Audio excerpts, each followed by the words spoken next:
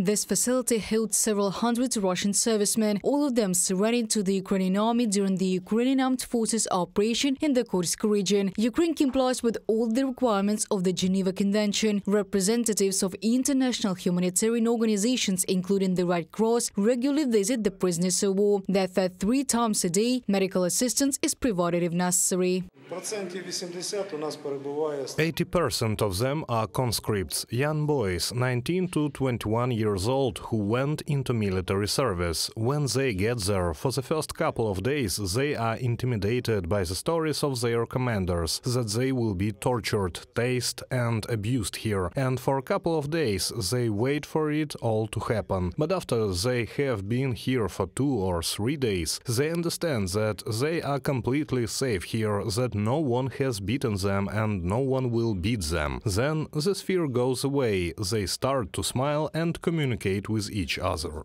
Russian conscripts tell they were sent to the Kursk region to strengthen the state border. They did not know about the operation of the armed forces of Ukraine and were not ready for defense. After all, Putin has repeatedly stated that conscripts will not take part in hostilities.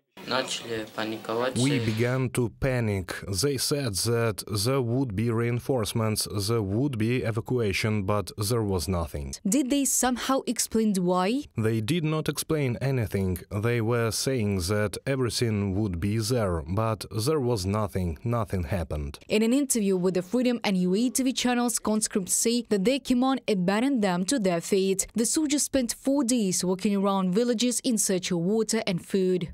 They told us, guys, hold on, they're coming to you. They did come only from the other side, Ukrainian troops did. As a result, we went to the reserve, where the evacuation point was. The infantry fighting vehicle with people left, and when we came to our strong point at 4 a.m, they tell us, guys, sorry, we can't take you. And they left, that's it, they never came back.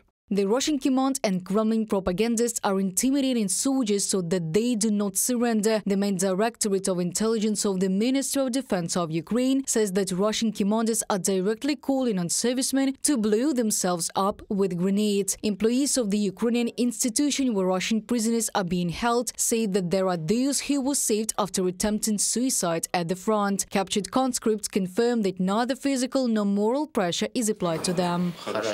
They treated us well, they used only zip ties. They immediately offered us water, asked if we were wounded. They treated us well, did not beat us, did not torture us, brought us here immediately, treat us well. The Kremlin prefers to remain silent about the Ukrainian Armed Forces operation in the Kursk region. The propaganda media does not voice any information about the Russian servicemen who surrendered, not a word about the losses either. The Ukrainian Army successfully continues the operation in the Kursk region and replenishes the exchange fund.